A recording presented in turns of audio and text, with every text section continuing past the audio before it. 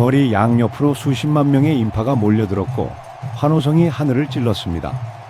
마차 안에 앉아있는 신부는 마사코, 훗날 일본의 황후가 되는 사람입니다. 그녀는 웃고 있었지만 그 눈빛 깊은 곳에는 불안과 두려움이 섞여 있었습니다. 마치 이 화려한 행렬의 끝에 무엇이 기다리고 있는지 알고 있다는 듯한 표정이었죠. 일본 전역이 이 결혼 소식에 들떠 있었습니다. 하버드를 나온 수재의 외교관으로 세계 무대에서 활약하던 당당한 여성. 게다가 동화 속 왕자님과 결혼까지 하게 됐으니 신데렐라 스토리 그 자체였죠. 하지만 곧 세상은 알게 됩니다. 이 이야기가 동화가 아니라 한 여성의 긴 고통의 시작이었다는 것을 말이에요. 오늘의 이야기 시작하기 전 구독과 좋아요 눌러주시고 지금 어디서 듣고 계신지 댓글로 남겨주시면 따뜻한 마음을 담아 계신 그곳에 평안과 행복이 깃들기를 응원하겠습니다. 자, 그럼 오늘의 이야기 시작하겠습니다. 제1장 외교관 오와다 마사코. 마사코는 1963년에 태어났습니다. 아버지 오와다 히사시는 일본 외무성의 촉망받는 외교관이었어요. 그래서 마사코는 어린 시절부터 세계 곳곳을 돌아다니며 자랐습니다. 모스크바에서의 유년 시절, 미국 뉴욕에서의 소녀 시절, 그녀는 국경이라는 게 무의미한 환경에서 자랐어요. 영어는 물론이고 프랑스어, 독일어, 러시아어, 그리고 스페인어까지 5개 국어를 자유롭게 구사하는 세계인으로 성장했습니다. 뉴욕의 공립학교에 다니던 시절, 마사코는 반에서 가장 뛰어난 학생이었습니다. 선생님들은 그녀의 똑똑함에 감탄했어요. 토론 시간이면 마사코는 항상 날카로운 질문을 던졌고 자신의 생각을 논리정연하게 펼쳤습니다.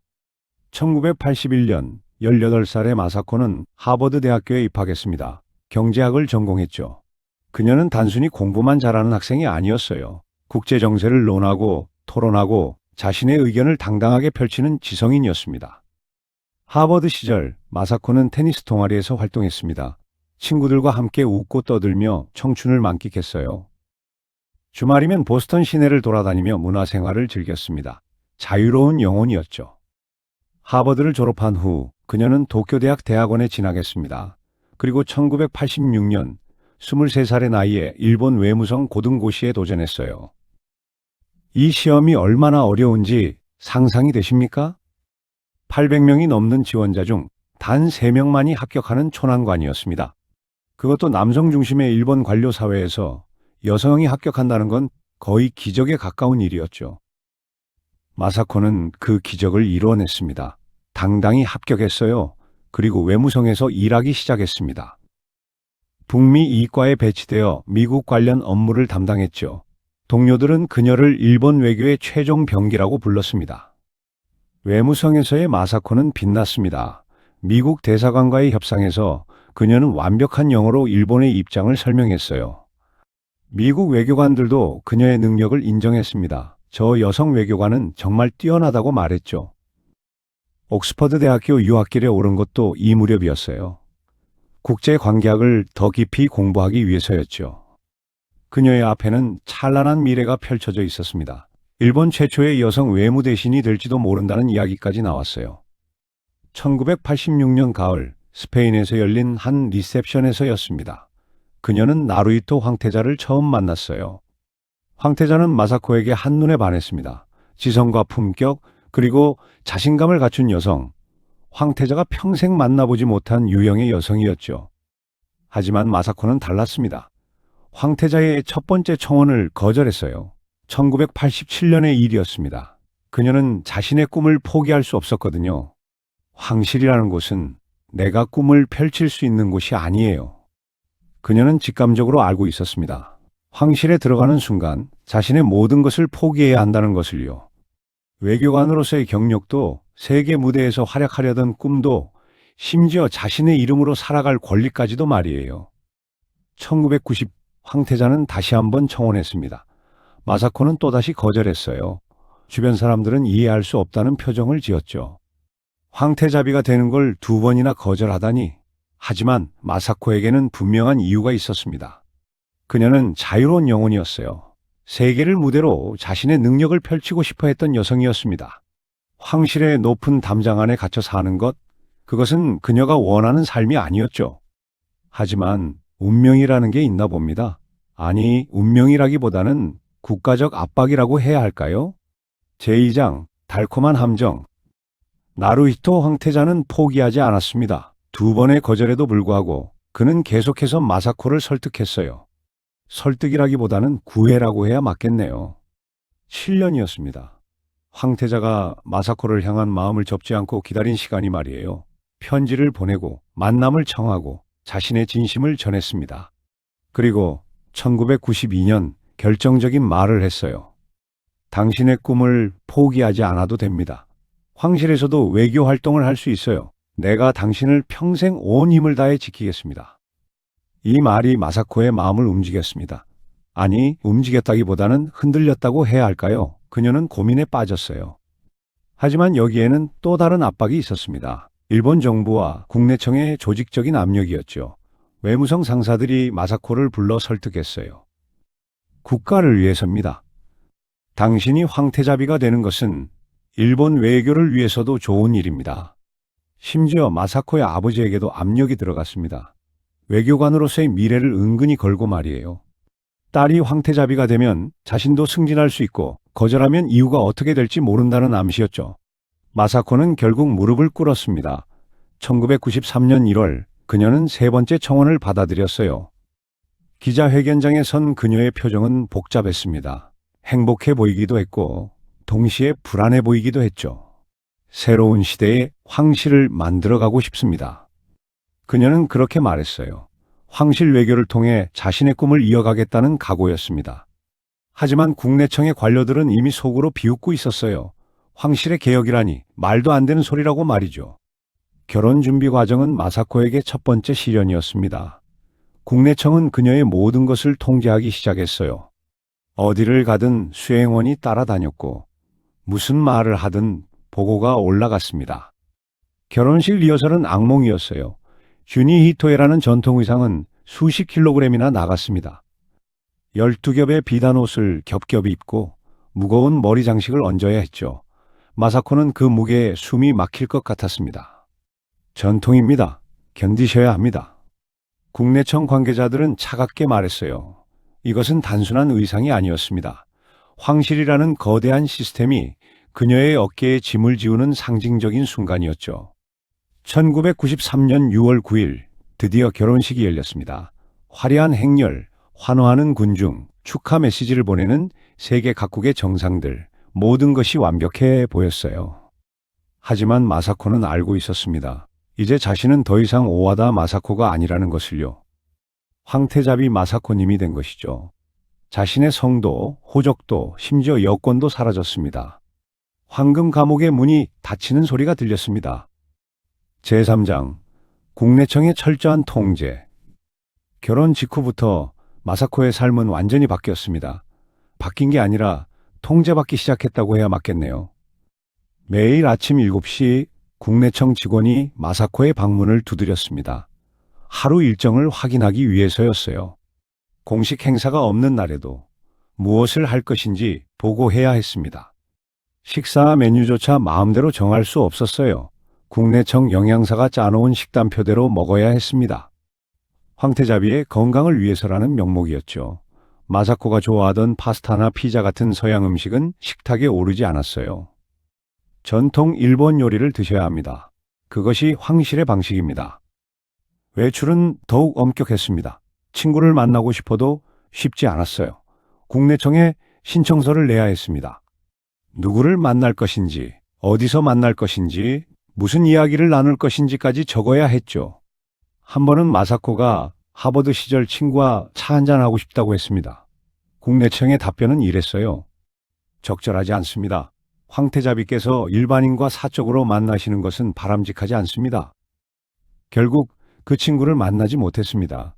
점차 친구들과의 연락도 끊어졌어요. 전화를 걸어도 국내청 직원이 먼저 받았고 통화 내용은 모두 기록됐습니다. 외출할 때는 30분 단위로 일정이 짜였습니다. 10시 황궁 출발, 10시 30분 목적지 도착, 11시 행사 시작, 12시 행사 종료, 12시 30분 황궁 귀환, 단 1분의 여유도 없었어요. 쇼핑도 자유롭지 않았습니다. 백화점에 가고 싶어도 사전에 그 백화점을 통째로 폐쇄해야 했어요. 일반인과 마주치면 안 된다는 이유였죠. 마사코는 텅 빈 매장을 돌아다니며 쇼핑했습니다. 옷차림도 간섭받았습니다. 국내청이 준비해놓은 옷을 입어야 했어요. 마사코가 좋아하던 모던한 스타일의 옷은 황실답지 않다는 이유로 금지됐습니다. 대신 보수적인 디자인의 정장과 드레스만 입을 수 있었죠. 머리 스타일도 마찬가지였습니다. 짧게 자르고 싶어도 허락되지 않았어요. 황태자비는 단정한 긴 머리를 해야 한다는 규칙이 있었거든요. 심지어 독서도 검열받았습니다. 어떤 책을 읽는지 보고해야 했어요.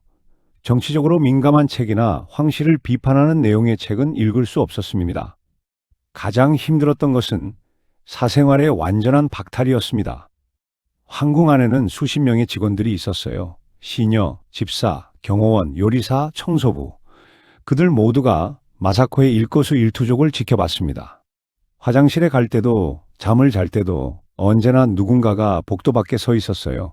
완전히 혼자가 될 수 있는 시간은 없었습니다. 나루히토와 단둘이 있는 시간조차 편안하지 않았어요. 방 밖에는 항상 직원들이 대기하고 있었고 부부의 대화가 새어나갈까봐 조심해야 했습니다. 마사코는 점점 숨이 막혔습니다. 자유가 없었어요. 선택권이 없었습니다. 그저 국내청이 정해놓은 각본대로 움직이는 인형 같았죠. 외교관 시절 동료들이 그리워졌습니다. 함께 밤새워 보고서를 작성하던 때, 협상 테이블에서 열띤 토론을 벌이던 때, 그때는 자신이 살아있다는 느낌이 들었어요. 하지만 지금은 마치 죽은 사람처럼 느껴졌습니다. 제사장 미치코 황후와의 복잡한 관계. 마사코가 황실에 들어왔을 때 시어머니 미치코 황후는 처음에는 반가워했습니다. 사실 미치코 본인도 평민 출신이었거든요. 1959년 당시 황태자였던 아키히토와 결혼할 때 미치코도 많은 비난을 받았습니다. 평민 출신이 감히 황실에. 보수 세력은 미치코를 받아들이지 않았어요. 황실 어른들도 차갑게 대했습니다. 특히 시어머니인 고준 황후는 며느리를 무시하고 구박했죠. 그 고통을 겪었기에 미치코는 마사코를 이해할 수 있으리라 생각했습니다. 실제로 결혼 초기 미치코는 마사코에게 다정했어요. 힘들 거예요. 하지만 견뎌내야 합니다. 시간이 지나면 괜찮아질 거예요. 미치코는 자신의 경험을 이야기해줬습니다. 어떻게 황실에 적응했는지, 어떻게 어려움을 극복했는지 말이에요. 마사코는 시어머니의 조언에 귀 기울였습니다. 하지만 시간이 지나면서 둘의 관계는 미묘하게 변했습니다. 미치코가 기대했던 것은 마사코가 자신처럼 황실에 완전히 순응하는 것이었어요. 미치코는 평민 출신이었지만 황실에 들어온 후 완벽하게 황족이 됐습니다. 전통을 받아들이고 규칙을 지키고 황실의 방식대로 살았죠. 그래서 30년 넘게 황후로서 존경받았습니다. 미치코는 자신의 방법이 옳다고 믿었어요. 며느리도 똑같이 하면 된다고 생각했습니다. 하지만 마사코는 달랐습니다. 그녀는 순응하지 않았어요. 아니, 순응하고 싶어도 할 수 없었습니다. 외교관으로서의 정체성이 너무 강했거든요.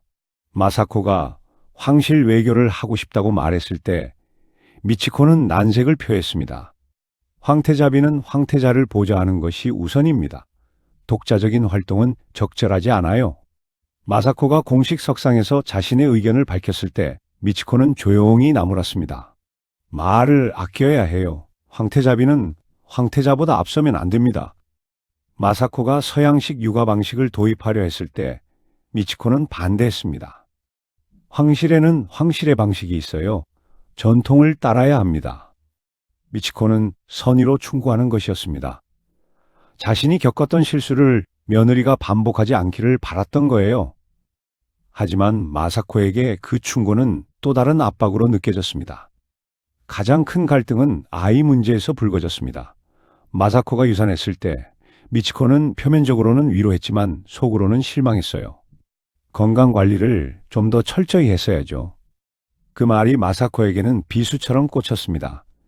유산으로 슬퍼하는 며느리에게 할 말이 아니었죠. 아이코가 태어났을 때도 마찬가지였습니다. 미치코는 손녀를 사랑했지만 동시에 아쉬워했어요. 아들이 아니라는 사실이 말이에요. 다음에는 아들을 낳아야죠. 미치코는 별 생각 없이 한 말이었지만 마사코는 상처받았습니다. 막 출산한 여성에게 아직 갓난아기를 안고 있는 엄마에게 벌써 다음 아이를 요구하다니. 2004년 나루히토가 인격 부정 발언을 했을 때 미치코는 충격받았습니다. 아들이 공개적으로 황 씨를 비판한 것이었으니까요. 미치코는 아들을 불러 따졌습니다. 어떻게 그런 말을 할 수 있어요? 황 씨의 명예를 생각해야죠. 나루히토는 물러서지 않았어요. 어머니, 마사코가 병들어가고 있습니다. 더 이상 침묵할 수 없었어요. 그래도 그렇지. 공개적으로 말할 일은 아니었어요. 어머니와 아들 사이에 금이 갔습니다. 미치코는 며느리 마사코를 원망했어요.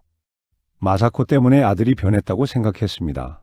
마사코가 아들을 선동해서 황실의 반기를 들게 만들었다고 여겼죠. 그 후 몇 년 동안 시어머니와 며느리는 거의 대화를 나누지 않았습니다. 공식 행사에서 만나도 형식적인 인사만 주고받았어요. 마사코가 우울증으로 공식 활동을 중단했을 때 미치코는 차갑게 반응했습니다. 황족으로서의 의무를 다하지 않는 것은 옳지 않아요. 하지만 세월이 흐르면서 미치코도 조금씩 마음이 변했습니다. 2010년 손녀 아이코가 학교 폭력으로 고통받는 것을 보면서였어요. 아이코가 등교를 거부하고 마사코가 아픈 몸을 이끌고 딸을 돌보는 모습을 지켜보며 미치코는 깨달았습니다. 며느리가 나쁜 사람이 아니라는 것을요. 그저 시대가 다른 여성이었다는 것을 말이에요. 미치코 자신도 30년 전에는 개혁적이고 현대적인 여성이었습니다. 테니스를 치고 서양 음악을 듣고 자유롭게 의견을 표현했죠. 하지만 세월이 흐르며 보수적으로 변해버렸어요. 그리고 이제 와서 보니 자신이 며느리에게 했던 것이 과거 시어머니가 자신에게 했던 것과 똑같았다는 사실을 깨달았습니다. 두 사람의 관계는 조금씩 회복됐습니다. 완전히 가까워지지는 못했지만 적어도 서로를 이해하려 노력했어요. 2019년 나루히토가 천황으로 즉위하고 마사코가 황후가 됐을 때 미치코는 진심으로 축하했습니다. 이제 당신의 시대예요. 당신만의 방식으로 황후 역할을 하세요. 마사코는 고개를 숙여 감사를 표했습니다. 미치코와 마사코의 관계는 복잡했습니다. 사랑과 갈등, 이해와 오해가 뒤섞여 있었죠. 하지만 결국 그들도 같은 처지의 여성들이었습니다. 황실이라는 거대한 시스템 안에서 각자의 방식으로 살아남으려 했던 사람들이었어요. 제5장, 딸만 낳은 죄. 결혼 초기, 마사코는 자신의 역할을 해내려 애썼습니다. 황실의 각종 행사에 참석하고 공무를 수행했죠. 하지만 곧 문제가 생기기 시작했어요. 1993년 말, 한 기자회견에서였습니다. 마사코는 질문에 답하면서 자신의 생각을 조금 길게 이야기했어요. 이분 28초였습니다. 나루히토 황태자가 말한 시간보다 28초가 더 길었죠. 그것이 문제가 됐습니다. 국내청은 발칵 뒤집혔어요. 황태자비께서 황태자님보다 더 많이 말씀하시다니 이건 예의가 아닙니다. 이후 마사코의 모든 발언은 사전에 검열받기 시작했습니다. 공식 석상에서 할 말은 미리 작성돼서 그녀에게 전달됐어요. 즉흥적인 발언은 금지됐습니다. 더 큰 압박은 아이 문제였습니다. 결혼 직후부터 언론은 마사코의 임신 소식을 기다렸어요. 기다린 게 아니라 요구했다고 해야 맞겠네요. 황태자비의 의무는 황통을 이을 아들을 낳는 것입니다. 보수 언론들은 노골적으로 그렇게 썼습니다. 마사코가 공식 행사에 나갈 때마다 기자들은 그녀의 배를 주시했어요. 임신 추측 기사가 쏟아졌죠. 1999년 마사코는 처음으로 임신했습니다. 온 나라가 들떠 있었어요. 하지만 그의 벨기에 방문 일정 중에 비극이 일어났습니다. 유산이었어요. 마사코는 슬픔에 잠겼습니다. 생명을 잃은 아이를 위해 울고 싶었죠. 하지만 그럴 시간조차 주어지지 않았습니다. 언론은 즉각 마사코를 비난하기 시작했거든요. 건강관리를 제대로 하지 못한 것 아니냐. 무리한 해외 일정을 소화하려 한 것이 문제다. 마치 유산이 그녀의 잘못인 것처럼 몰아갔습니다. 마사코는 말을 잃었어요. 변명할 수도 슬퍼할 수도 없었습니다. 그저 고개를 숙이고 견딜 뿐이었죠. 국내청은 더 강한 압박을 가했습니다. 마사코의 건강 상태를 철저히 관리하기 시작했어요. 매일 체온을 재고 배란일을 체크했습니다. 임신 가능성이 높은 날에는 나루이토와의 일정을 조정했죠. 인간으로서의 존엄성은 사라지고 오직 아이를 낳아야 하는 의무만 남았어요. 2001년 12월 1일, 드디어 마사코는 아이를 낳았습니다. 건강한 여자아이였어요. 아이코, 공주님이었죠. 마사코는 행복했습니다. 8년을 기다린 끝에 얻은 소중한 딸이었거든요. 하지만 일본 사회의 반응은 차가웠습니다. 여자아이로구나. 황통을 이을 수 없겠네. 축하 대신 실망이 돌아왔어요. 보수 언론은 더욱 노골적이었습니다. 황태자비는 아들을 낳아야 할 의무를 다하지 못했다. 마사코가 딸을 안고 병원을 나서는 날, 한 기자가 대놓고 물었습니다. 다음에는 아들을 낳으실 계획이십니까? 마사코는 아무 대답도 하지 못했어요. 눈물만 글썽였죠. 태어난 지 며칠밖에 안 된 딸을 안고 있는데 이미 다음 아들을 요구받고 있었습니다. 더 충격적인 일은 황실 내부에서 벌어졌습니다. 원로 인사들 사이에서 심각한 논의가 오갔어요. 황태자비를 교체해야 하는 것 아니냐. 측실 제도를 부활시켜야 한다. 21세기에 그것도 선진국이라 자부하는 일본에서 이런 말들이 실제로 오갔습니다. 물론 공개적으로 말할 수는 없었죠. 하지만 국내청 내부에서는 은밀하게 논의됐어요. 이혼 권유도 있었습니다. 나루이토 황태자에게 직접 압력이 들어갔어요. 황태자님, 황통을 위해서 결단을 내리셔야 합니다. 한 원로는 이렇게까지 말했습니다. 황태자비를 평민으로 돌려보내고 새로운 배우자를 맞이하시는 게 어떻겠습니까? 하지만 나루이토는 단호했습니다. 마사코는 나의 유일한 아내입니다. 그 누구도 그녀를 대신할 수 없습니다. 마사코는 이 모든 것을 알고 있었습니다. 자신 때문에 남편이 고통받고 있다는 것을, 자신 때문에 황실이 흔들리고 있다는 것을 말이에요. 그 죄책감은 그녀의 마음을 조금씩 갉아먹기 시작했습니다. 그리고 2004년 마사코는 완전히 무너졌습니다. 제6장 20년의 긴 겨울. 2004년 7월 국내청은 공식 발표를 했습니다. 황태자비 마사코님께서 적응장애 진단을 받으셨습니다. 당분간 공식 활동을 중단하시겠습니다. 적응장애. 의학적으로는 스트레스로 인한 정서적 행동적 증상을 말합니다. 하지만 실제로 마사코가 겪고 있던 것은 그보다 훨씬 심각했어요. 우울증이었습니다. 심각한 수준의 우울증이었죠. 아침에 일어날 수가 없었어요. 아무것도 하고 싶지 않았습니다. 밥을 먹을 기력조차 없었죠. 억울하고 분한 감정을 속으로만 사귀다가 생기는 병. 마사코가 앓고 있던 것이 바로 그것이었습니다. 10년이 넘는 세월 동안 자신을 지우며 살았어요. 하고 싶은 말을 참고, 하고 싶은 일을 포기하고, 심지어 슬퍼할 권리조차 빼앗긴 채 살아왔습니다. 그 모든 것이 쌓이고 쌓여서 결국 폭발한 거예요. 마사코는 황궁 안에 틀어박혔습니다. 공식 행사에 나가지 않았어요. 사람들을 만나지 않았습니다. 오직 딸 아이코 공주와 남편 나루이토만을 만날 뿐이었죠. 일본 언론의 반응은 냉혹했습니다. 세금 도둑이다. 황실 공무를 하지 않으면서 국민의 세금으로 호화롭게 살고 있다. 보수 매체들은 마사코를 맹렬히 비난했어요. 한 잡지는 그녀가 딸을 학교에 데려다주는 사진을 게재하면서 이렇게 썼습니다. 공식 행사는 못 나오면서 쇼핑이나 외출은 할 수 있나 보다. 아픈 사람을 향한 악의적인 공격이었습니다. 하지만 멈추지 않았어요. 매일같이 신문과 잡지에는 마사코를 비난하는 기사가 실렸습니다. 마사코는 더 깊은 우울증에 빠졌습니다. 악순환이었죠. 비난을 받으니 더 아프고, 더 아프니까 밖에 나갈 수 없고, 밖에 나가지 못하니 또 비난받고. 그나마 다행이었던 것은 딸 아이코가 있었다는 점입니다. 아이코는 마사코의 유일한 희망이었어요. 하지만 그 아이코마저도 고통받기 시작했습니다. 2010년 아이코 공주는 초등학교 2학년이었어요. 갑자기 학교에 가지 않겠다고 했습니다. 등교 거부였죠. 이유는 학교 폭력이었습니다. 같은 반 남자아이들이 아이코를 괴롭혔어요. 황족이라고 놀리고 엄마가 아프다고 비웃었습니다. 너희 엄마 미쳤다며? 어린아이들의 잔인한 말들이 아이코를 상처 입혔어요. 아이코는 학교가 무서워졌습니다. 등교하는 날이면 배가 아프다고 했어요. 실제로 토하기도 했습니다. 마사코는 자신 때문에 딸마저 고통받는 것을 보며 너무나 괴로워했습니다. 자책했어요. 내가 제대로 된 엄마가 아니어서, 내가 황실에 적응하지 못해서 내 딸이 이렇게 상처받는다고 생각했습니다. 하지만 동시에 각오도 했어요. 딸만은 지켜야 한다.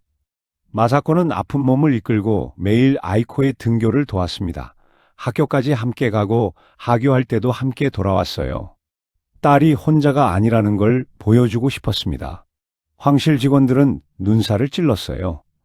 황태자비께서 직접 학교 앞까지 가시다니, 체면이 말이 아닙니다. 하지만 마사코는 신경 쓰지 않았습니다. 딸의 안전과 행복이 체면보다 중요했거든요. 정신과 치료도 받았습니다. 하지만 쉽지 않았어요. 일본에서는 정신과 치료를 받는다는 것 자체가 낙인으로 여겨졌습니다. 특히 황실에서는 더욱 그랬죠. 황족이 정신과 의사를 만나다니 말이 되느냐? 국내청 일부에서는 치료 자체를 반대했습니다. 하지만 나루히토가 강력히 주장해서 겨우 허락됐어요. 의사는 마사코에게 천천히 회복하라고 말했습니다. 산책을 하고 음악을 듣고 좋아하는 일을 하면서 조금씩 마음을 추스리라고 했죠. 마사코는 음악에서 위안을 찾았습니다. 어린 시절 배웠던 바이올린을 다시 켰어요. 아무도 없는 방에서 혼자 바이올린을 켜며 눈물을 흘렸습니다. 딸과 함께하는 시간도 소중했습니다. 아이코와 함께 그림을 그리고 책을 읽고 이야기를 나눴어요. 그 순간만큼은 황태자비도 황후도 아닌 그저 엄마였습니다. 나루히토는 변함없이 마사코를 지지했습니다. 주말이면 함께 산책을 나갔어요. 황궁 정원을 천천히 걸으며 이야기를 나눴습니다. 서두르지 않아도 돼요. 천천히 회복하면 됩니다. 나루히토의 그 말이 마사코에게는 큰 위로가 됐어요. 하지만 회복은 더뎠습니다. 10년이 지나도 15년이 지나도 마사코는 완전히 회복되지 못했어요. 가끔 공식 행사에 나가지만 곧 다시 쓰러졌습니다. 2015년 마사코는 52세가 됐습니다. 결혼한 지 22년이 흘렀어요. 그중 11년을 우울증과 싸우며 보냈습니다. 인생의 절반을 고통 속에서 보낸 셈이었죠. 하지만 그녀는 포기하지 않았습니다. 딸을 위해서, 남편을 위해서, 그리고 무엇보다 자기 자신을 위해서 계속 싸웠어요. 그 계기에는 남편 나루히토의 한마디가 있었습니다. 제7장 유일한 방패. 2004년 5월 10일 나루히토 황태자는 기자회견장에 섰습니다. 44회째 생일을 맞아 열린 정례 기자회견이었어요. 모두가 평범한 회견이 될 거라 생각했죠. 하지만 나루히토는 폭탄 선언을 했습니다. 마사코의 인격을 부정하는 움직임이 있었습니다. 회견장이 얼어붙었어요. 황태자가 황실을 직접 비판한 것이었거든요. 전례 없는 일이었습니다. 나루히토는 계속 말했습니다. 마사코는 외교관으로서의 경력을 쌓아왔습니다. 그것을 활용하고 싶어 했죠. 하지만 그녀의 그런 움직임을 부정하는 일들이 있었습니다. 그것이 마사코를 지금의 상태로 만들었습니다. 이 발언은 일본 사회를 발칵 뒤집어 놓았습니다. 언론은 연일 이 이야기를 다뤘어요. 보수 진영에서는 황태자를 맹렬히 비난했습니다. 황실의 품위를 스스로 떨어뜨렸다. 황태자로서의 자격이 의심스럽다. 심지어 황실 원로들도 분노했어요. 나루히토의 동생인 후미히토는 공개적으로 형을 비판했습니다. 형님의 발언은 적절하지 않았다고 생각합니다. 시어머니인 미치코 황후도 차가운 반응을 보였죠. 아들이 황실 전통을 무시했다고 여긴 것입니다. 나루히토는 사면초가에 빠졌습니다. 황실에서 고립됐어요. 동생과도 부모님과도 사이가 벌어졌습니다. 하지만 그는 물러서지 않았어요. 나는 틀린 말을 하지 않았습니다.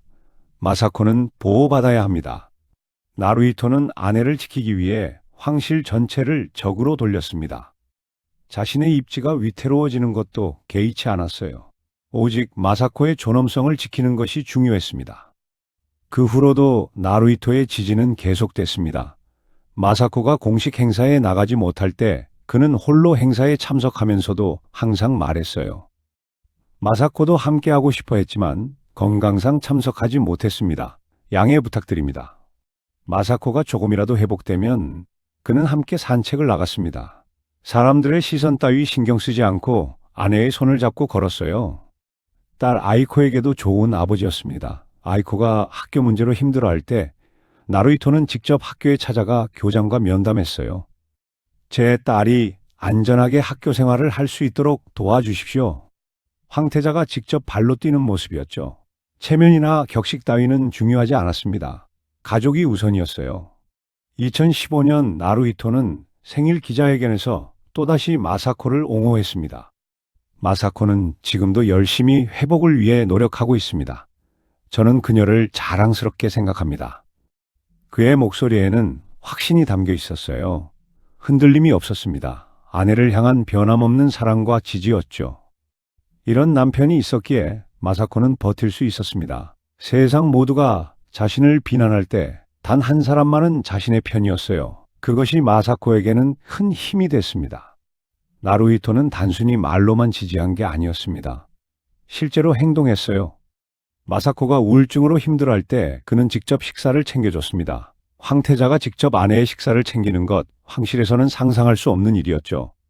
밤에 마사코가 악몽을 꾸고 깨어나면 나루히토는 그녀를 안아주며 위로했습니다. 괜찮다고, 자신이 여기 있다고 말이에요. 국내청이 마사코에게 공식 행사 참석을 압박하면 나루히토는 단호하게 거절했습니다. 아내의 건강이 우선입니다. 행사는 제가 혼자 가겠습니다. 황실 어른들이 아들을 낳으라고 압박하면 나루히토는 이렇게 말했어요. 우리에게는 아이코가 있습니다. 그것으로 충분합니다. 2016년 아버지 아키히토 천황이 생전 퇴위 의사를 밝혔을 때 나루히토는 불안해했습니다. 마사코가 황후 역할을 감당할 수 있을지 걱정됐거든요. 하지만 마사코에게는 이렇게 말했어요. 당신이 할 수 있는 만큼만 하면 됩니다. 완벽할 필요 없어요. 나는 당신을 믿습니다. 그 말이 마사코에게 용기를 줬습니다. 완벽하지 않아도 된다는 것, 있는 그대로의 자신으로 충분하다는 것을 깨달았어요. 나루히토와 마사코의 사랑은 많은 사람들에게 감동을 줬습니다. 특히 결혼 생활에서 외로움을 느끼는 이들에게 말이에요. 진정한 부부애란 이런 것이구나 하는 깨달음을 주었습니다. 어려울 때 곁에 있어주는 것, 세상 모두가 등을 돌려도 변함없이 사랑하는 것, 상대의 약점을 받아들이고 함께 이겨내는 것, 그것이 진정한 사랑이었습니다. 제8장 레이와의 새벽, 다시 날아오르는 나비. 2019년 4월 30일 아키히토 천황이 퇴위했습니다. 일본 역사상 200년 만에 생전 퇴위였어요. 그리고 다음 날인 5월 1일 나루히토가 새로운 천황으로 즉위했습니다. 마사코는 황후가 됐어요. 26년 만에 그녀는 다시 세상 앞에 섰습니다. 즉위식 날 마사코는 전통 의상을 입고 나타났습니다. 그 모습을 본 많은 사람들이 놀랐어요. 그녀는 여전히 아름다웠고 무엇보다 당당했습니다. 카메라가 클로즈업한 그녀의 얼굴에는 눈물이 글썽였어요. 기쁨의 눈물이었을까요? 아니면 여기까지 오느라 겪었던 고통을 떠올린 눈물이었을까요? 아마 둘 다였을 겁니다. 즉위 후 첫 공식 일정은 트럼프 미국 대통령 부부의 일본 방문이었습니다. 2019년 5월 27일이었죠. 전 세계 언론이 주목하는 가운데 마사코는 멜라니아 트럼프 여사를 맞이했어요. 그리고 놀라운 일이 벌어졌습니다. 마사코가 유창한 영어로 대화를 나누기 시작한 거예요. 통역 없이 자연스럽게 미국 대통령 부부와 이야기했습니다. 트럼프 대통령은 감탄했어요. 황후께서 영어를 정말 완벽하게 구사하시는군요. 마사코는 미소 지으며 대답했습니다. 저는 젊은 시절 외교관이었습니다. 하버드에서 공부하기도 했고요. 26년 만에 그녀는 자신의 과거를 당당히 밝힐 수 있었습니다. 더 이상 숨기거나 부끄러워할 필요가 없었어요. 오히려 자랑스러운 경력이었으니까요. 국빈 만찬에서 마사코는 트럼프 대통령과 긴 대화를 나눴습니다. 미국 정치, 경제, 문화에 대해 이야기했어요. 트럼프는 마사코의 해박한 지식에 놀랐습니다. 황후님은 진정한 지성인이십니다. 그는 나중에 기자들에게 그렇게 말했어요. 2019년 11월 프랑스 마크롱 대통령 부부가 일본을 방문했을 때도 마찬가지였습니다. 마사코는 완벽한 프랑스어로 그들을 맞이했어요. 마크롱 대통령의 부인인 브리지트는 깜짝 놀라며 말했습니다. 황후님의 프랑스어가 파리 사람처럼 완벽하시네요. 마사코는 웃으며 대답했죠. 젊은 시절 프랑스에서도 공부했습니다. 프랑스 문화를 정말 사랑합니다. 만찬 중에 마사코는 마크롱 부부와 프랑스 문학에 대해 이야기했습니다. 프루스트, 카뮤, 사르트르에 대해 논했어요. 브리지트 여사는 감탄을 금치 못했습니다. 황후님은 우리보다 프랑스 문학을 더 잘 아시는 것 같아요. 세계 각국의 정상들이 마사코를 칭찬했습니다. 지적이고 우아하고 품격 있는 황후라고 말이에요. 일본 국민들도 조금씩 변하기 시작했습니다. 우리 황후님이 정말 대단하시구나. 외국 정상들이 저렇게 칭찬하는데 우리가 왜 그동안 비난했을까? 마사코를 향한 시선이 달라졌어요. 이제는 비난 대신 응원이 들려왔습니다. 더 중요한 변화는 딸 아이코에게서 나타났습니다. 2019년 아이코는 18세가 됐어요. 성인식을 치렀죠. 그 자리에 선 아이코의 모습을 본 사람들은 감탄했습니다. 정말 훌륭하게 성장하셨다. 아이코는 엄마를 닮아 지적이고 사려 깊은 청년으로 자랐어요. 5개 국어를 구사했고 문학과 역사의 조예가 깊었습니다. 무엇보다 타인을 배려할 줄 아는 따뜻한 마음을 가진 사람이었죠. 언론은 아이코를 차기 천황 후보로 거론하기 시작했습니다. 물론 현행 일본 황실전범에서는 여성이 천황이 될 수 없어요. 하지만 여론은 변하고 있었습니다. 시대가 바뀌었다. 여성도 천황이 될 수 있어야 한다. 아이코, 공주님이라면 훌륭한 천황이 되실 것이다. 마사코가 딸만 낳았다고 비난받던 그 시절이 무색하게 이제는 아이코가 일본 황실의 희망으로 떠올랐습니다. 2020년 팬데믹이 닥쳤을 때 마사코는 진가를 발휘했어요. 온라인 회의에 능숙했고 화상으로 국민들과 소통했습니다. 의료진들에게 감사 메시지를 보냈어요. 고통받는 국민들을 위로하는 영상 메시지도 전했습니다. 이 어려운 시기를 함께 이겨내겠습니다. 국민 여러분, 힘내십시오. 마사코의 진심 어린 메시지는 많은 사람들에게 위로가 됐습니다. 고령의 시어머니 미치코 상황후가 디지털 기기에 서툴러 할 때 마사코가 직접 도와드리기도 했죠. 화상회의 사용법을 알려드리고 태블릿 사용을 가르쳐 드렸습니다. 우리 황후님은 현대적이시다. 국민들은 이제 마사코를 진정으로 존경하기 시작했습니다. 외교관 출신답게 국제 감각이 뛰어나고 시대의 흐름을 읽을 줄 아는 지혜로운 황후였어요. 2021년 도쿄올림픽이 열렸을 때 마사코는 각국 정상들을 맞이했습니다. 영어, 프랑스어, 독일어, 스페인어를 자유자재로 구사하며 그들과 대화했어요. IOC 위원장은 나루히토 천황에게 말했습니다. 황후님은 일본의 최고 외교관이십니다. 나루히토는 자랑스럽게 웃으며 대답했어요. 그녀는 원래 외교관이었습니다. 이제야 그 능력을 발휘할 기회를 얻은 것이죠. 2023년 마사코는 완전히 회복한 모습을 보여줬습니다. 공식 행사에 적극적으로 참여했고 환한 미소로 국민들을 맞이했어요. 20년 동안 앓았던 우울증을 이겨낸 것입니다. 기자회견에서 누군가가 물었습니다.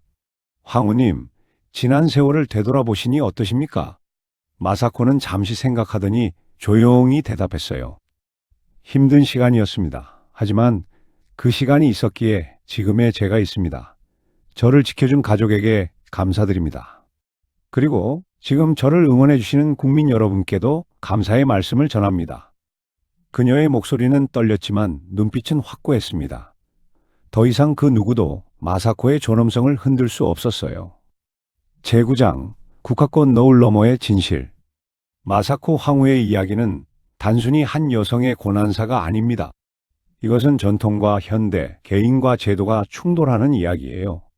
그리고 그 충돌 속에서도 자신의 존엄성을 지켜낸 한 인간의 승리 이야기입니다. 1993년 세계를 무대로 활약하던 외교관 마사코는 황실에 들어왔습니다. 찬란한 미래를 포기하고 사랑하는 남자와의 결혼을 선택한 거예요. 하지만 그것은 시작일 뿐이었습니다.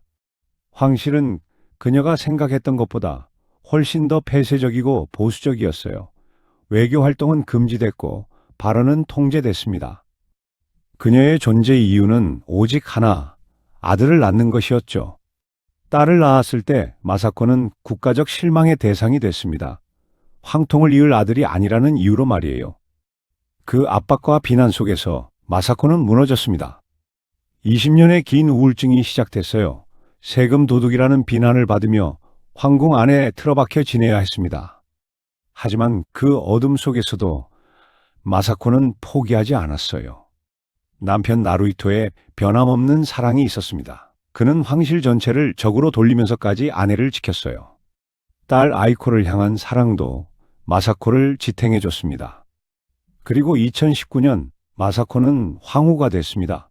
26년 만에 그녀는 다시 세상 앞에 섰어요. 이번에는 피해자가 아니라 당당한 황후로서 말이에요. 외교관 마사코가 돌아왔습니다. 5개 국어를 구사하며 세계 정상들과 대화하는 그녀의 모습은 많은 사람들에게 감동을 줬어요. 일본이 자랑스러워할 만한 황후였습니다. 마사코의 이야기가 우리에게 주는 교훈은 무엇일까요? 첫째, 개인의 행복과 존엄성은 어떤 전통이나 제도보다 중요하다는 것입니다. 황실이라는 거대한 시스템도 한 인간의 인격을 부정할 권리는 없어요. 둘째, 여성을 출산 도구로 보는 시각은 잘못됐다는 것입니다. 아들을 낳지 못했다고 여성을 비난하는 것, 그것은 21세기에 있어서는 안 될 일이에요. 셋째, 진정한 사랑은 어려울 때 빛난다는 것입니다. 나루히토가 보여준 변함없는 지지와 사랑, 그것이 마사코를 살렸습니다. 넷째, 포기하지 않으면 희망이 있다는 것입니다. 20년의 긴 우울증을 이겨내고 다시 일어선 마사코의 모습은 많은 이들에게 용기를 줍니다. 마사코 황후는 이제 웃고 있습니다. 국화꽃 노을은 거쳤어요. 더 이상 황금 감옥에 갇혀 있지 않습니다. 세계 무대에서 당당히 외교 활동을 하고 국민들에게 사랑받는 황후가 됐어요. 그녀의 이야기는 끝나지 않았습니다. 앞으로도 계속될 거예요. 황후로서, 어머니로서, 그리고 무엇보다 마사코라는 한 인간으로서 말이에요. 국화꽃은 아름답습니다. 하지만 그 뒤에 가려진 삶은 더욱 아름다워요. 고통을 이겨낸 사람의 삶은 빛나기 마련입니다. 마사코 황후의 이야기는 우리 모두에게 말합니다. 어떤 상황에서도 자신의 존엄성을 지킬 권리가 있다고. 힘들어도 포기하지 말라고. 반드시 새벽은 온다고 말이에요. 그리고 지금 마사코 황후는 그 새벽의 빛 속에 서여 있습니다. 당당하게, 아름답게, 그리고 행복하게 말이에요. 오늘의 이야기는 여기까지입니다. 다음에 더 좋은 역사 이야기로 다시 찾아뵙겠습니다. 시청해 주셔서 감사합니다.